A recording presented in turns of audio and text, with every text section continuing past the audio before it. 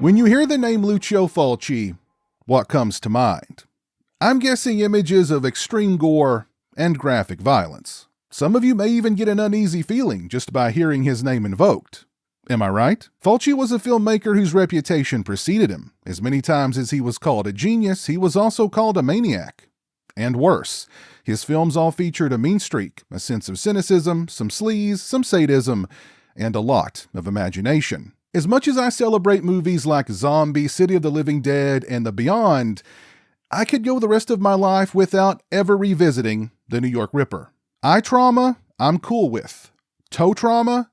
Hell no. And yes, that scene was traumatic for me. And while Don't Torture a Duckling doesn't elicit the same, it's a heavy movie nonetheless, and one that I choose not to revisit very often. If you've heard anything about Don't Torture a Duckling, it's probably how risque the film is. Sure, it's a murder mystery giallo, but it's not your typical murder mystery giallo. In a lot of ways, I think this is one of Fulci's most personal films. It was made not long after having lost both his wife and daughter, but it's a film with a lot more depth than I think people give it credit for. Don't Torture a Duckling is the story of a serial killer murdering children in a small mountaintop village. We get all the usual trappings of a giallo, with a host of red herrings, a detective story involving a reporter, and so forth. But there's a lot more going on here, including themes of small-town hypocrisy and superstition, corrupted youth, and Catholic guilt. In fact, the majority of Duckling hinges on these elements. The murders happen early on and in fairly rapid succession. From there, we're left to figure out who's responsible and why. The investigation is more than a little muddied, though. Again, you're dealing with small-town folks who already believe that there's a witch living amongst them, a woman who was possessed by the devil and then gave birth to the devil. The police are of no real help either. The police chief and the commissioner often clash over how things are supposed to be done. A clashing of old school versus new, though both are equally ineffective. But what makes Duckling so unique isn't just that children are the victims, but it's how they're portrayed as sinful little devils with dirty minds and penchants toward cruelty to both animals and the intellectually delayed. In other words, how we spent all our time prior to the internet. But one of the most controversial scenes in Duckling involves one of the young boys having an inappropriate encounter with an adult woman, a very beautiful and very, very naked adult woman who takes great pleasure in teasing him with her sexuality. It's a scene where all involved after the fact had to prove that the actress Barbara Boucher had never been in the same room with the young actor, and that a dwarf was used to double for the boy. It's a cruel scene, brutal in its own immoral and taboo sort of way. Another brutal scene, although a brutality that's more common for Fulci, involves a suspect who becomes subject to some good old-fashioned mob justice. It's a prolonged sequence in which Fulci lingers on each and every gruesome wound inflicted on the victim with rusty chains. It isn't brutality for brutality's sake, though. Fulci is making a statement here, and ultimately it's one of the saddest deaths in all of his films.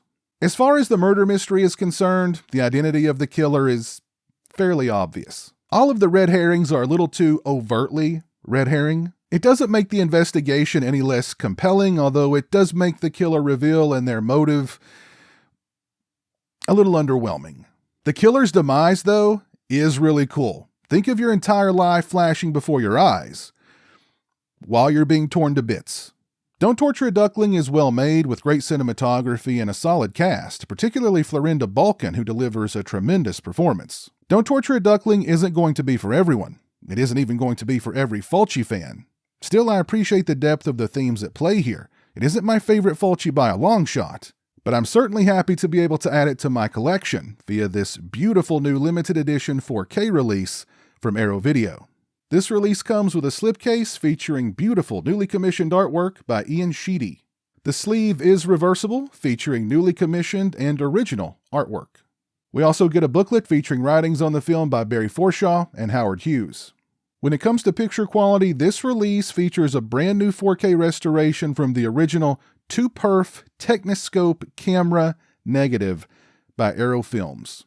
2perf being a 35mm film format that uses only 2 perforations per frame instead of 4. This allowed them to use half the amount of film stock than normal. The image quality on this release was stunning. There's plenty of detail present, colors are vivid, skin tones looked natural. Shadows had depth without being murky or grainy. And overall, it just looked really good. When it comes to audio, we get newly restored original lossless mono Italian and English soundtracks. I watched the English version and I thought the audio was clear and full-bodied. Overall, I'd give the image quality on this release a perfect score, 5 out of 5, and the audio quality a 4.5 out of 5. Again, this release features 2 versions of the film, the English and Italian versions. When it comes to extras, first up we have Giallo alla Campagna.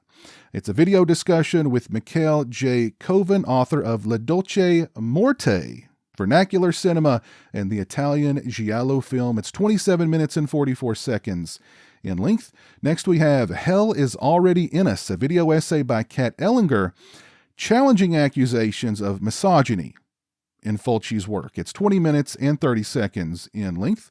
Next we have Lucio Fulci Remembers, in which Fulci answers questions from journalist Gaetano Mistretta from 1988. There's 2 parts. Part 1 is 20 minutes and 13 seconds in length, and part 2 is 13 minutes and 12 seconds in length.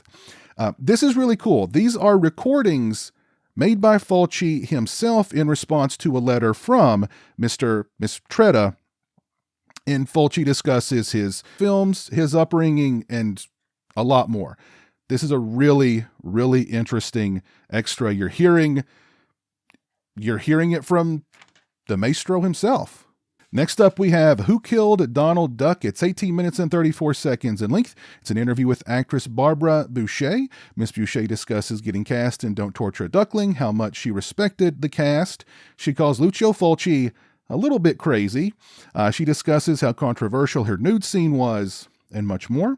Next, we have Those Days with Lucio, an interview with actress Florinda Bolkin. It's 28 minutes and 20 seconds in length.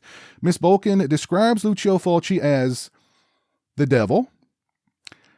She then walks that back and says he's peculiar. She discusses all the films she worked on with Fulci, including Duckling, how he was not an easy director to work with, but she grew to love him and believed him to be a genius. Next, we have the DP Zine interview with cinematographer Sergio Diafizzi. It's 46 minutes and 21 seconds in length. Next, we have From the Cutting Table, an interview with Bruno Micheli. It's 25 minutes and 38 seconds in length. Next, we have Endless Torture, an interview with makeup artist Maurizio Trani. It's 16 minutes and 3 seconds in length. We get the theatrical trailer, and we get an audio commentary with Troy Howarth. Just like all of Troy Howarth's commentaries, this one is incredibly informative and entertaining. This is a killer limited edition 4K release for Lucio Fulci's Don't Torture a Duckling from Arrow Video. If you're a fan of this film, then this release absolutely needs to be in your collection. If you've seen Don't Torture a Duckling, please let me know your thoughts on it down in the comments section below. And while you're down there, let me know what your favorite Lucio Fulci film is. If you like this video, please leave it a thumbs up and share it on social media. If you're not following me on social media, those links are in the description. As always, thank you so much for watching. I really appreciate it. Take care, and until next time, peace. A huge thank you to all my patrons and channel members for your generosity and support. Become a patron today and get early access to videos, have a say in what content appears on my channel, join me for monthly live streams, exclusive watch parties, and more. Become a channel member today and get access to exclusive badges and emotes to use when I stream, as well as members-only watch parties. Both those links are in the description. Say hello to the internet, Jeremy. Hello to the internet.